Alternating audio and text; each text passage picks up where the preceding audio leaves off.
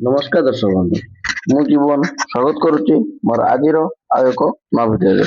ଦର୍ଶକ ବନ୍ଧୁ, ଭତ୍ତା ହିତାଧିକାରୀ ମାନଙ୍କ ପାଇଁ ଗୋଟେ ବହୁତ ବଡ ଖୁସି। ଆପଣମାନଙ୍କର ଭତ୍ତା ଟଙ୍କା ଆପଣମାନଙ୍କ ନିଜ ନିଜ ଆକାଉଣ୍ଟକୁ ଆପଣମାନଙ୍କର ଆସିଯାଇଛି।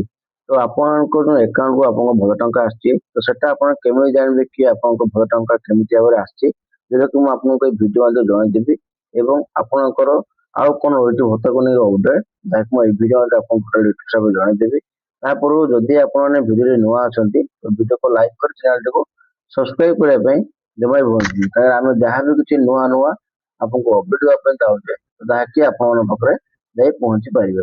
ତ ଦର୍ଶକ ବନ୍ଧୁ, ଆପଣମାନଙ୍କର ସରକାର କହିଥିଲେ କି ଆପଣଙ୍କର ଭତ୍ତା ଟଙ୍କା ଏବେ ଆଉ ହାତେ ହାତେ ନ ଦିଆ ହେଇକି ଆପଣଙ୍କର ବ୍ୟାଙ୍କ ଖାତାକୁ ଆପଣଙ୍କର ଟ୍ରାନ୍ସଫର କରାଯିବ। ତ ବ୍ୟାଙ୍କ ଖାତାକୁ ଆପଣ ଟ୍ରାନ୍ସଫର କରାଯିବ, ଯାହାକି ଆପଣଙ୍କ ଯୋଉ ବ୍ୟାଙ୍କ ଖାତାରେ ଆପଣଙ୍କର ଡିବିଟି ଲିଙ୍କ ଅଛି।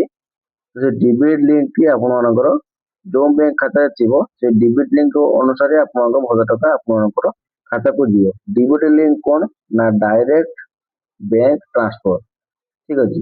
ମାନେ ଆପଣଙ୍କ ଖାତାକୁ ଯେକୌଣସି ଟଙ୍କା ଆପଣଙ୍କୁ ପଠାଯାଏ, ଯାହାକି ଆପଣଙ୍କର ଡିବିଟି ମାଧ୍ୟମରେ ପଠାଯାଏ, ମାନେ ଡାଇରେକ୍ଟ ବ୍ୟାଙ୍କ ଖାତାକୁ ଆପଣଙ୍କୁ ଟଙ୍କାଟି ପଠାଯାଇ ପାରିବ। କିନ୍ତୁ ଆପଣମାନଙ୍କର ଯୋଉ ଭତ୍ତା ଟଙ୍କା ଏବେ ଆସିବା ପାଇଁ ଯାଉଛି, ଯାହାକି ଡିବିଟି ମାଧ୍ୟମରେ ଆପଣଙ୍କର ଭତ୍ତା ଟଙ୍କା ଆପଣଙ୍କ ବ୍ୟାଙ୍କ ଖାତାକୁ ଆସିବା ପାଇଁ ଯାଉଛି। କିନ୍ତୁ ଏମିତି ବି କିଛି କମେଣ୍ଟ କରିଥିଲେ କି ଆପଣମାନଙ୍କ ଯୋଉ ଖାତା ବ୍ୟାଙ୍କ ଖାତା ଯାହାର ନଥିବ ତ ସେମାନେ ଭତ୍ତା ଟଙ୍କା କେମିତି ପାଇପାରିବେ।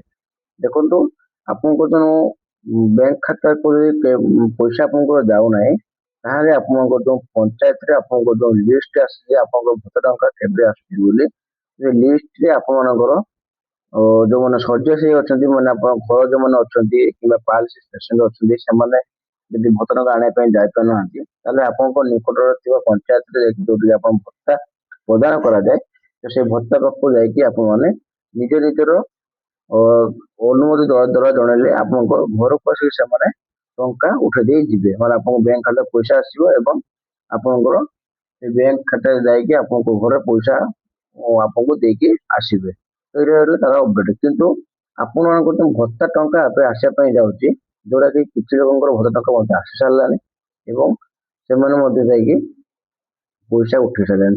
କିନ୍ତୁ ଆପଣଙ୍କ ଭତ୍ତା ଟଙ୍କା ଯୋଉ ଆସୁଛି, ମନେ ରଖିଥାନ୍ତୁ କି ଆପଣଙ୍କ ଯୋଉ ବ୍ୟାଙ୍କରେ ଅଧା ଲୋକ ଜାଣିପାରୁନାହାନ୍ତି କି ଆପଣଙ୍କ ଭତ୍ତା ଟଙ୍କା କେମିତି ଆସୁଛି ବୋଲି।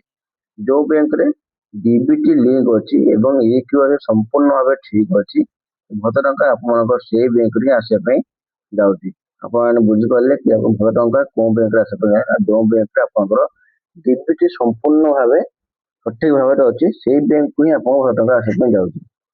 ତ ଏଇଟା ହଉଛି ଆପଣଙ୍କ ଗୋଟେ ବହୁତ ବଡ ଅପଡେଟ୍, କାରଣ ବହୁତ ଲୋକ ଜାଣିପାରୁନାହାନ୍ତି କି ଆପଣଙ୍କ ଭତ୍ତା ଟଙ୍କା କେମିତି କଣ ଆସୁଛି।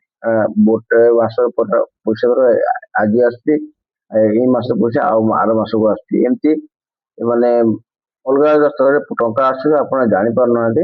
ତ ଡିବିଟି ଲିଙ୍କ ଯୋଉ ବ୍ୟାଙ୍କରେ ଆକାଉଣ୍ଟ ଅଛି, ତ ସେଇଟା ଆପଣଙ୍କର ଭତ୍ତା ଟଙ୍କା ଆସିବା ପାଇଁ ଯାଉଛି।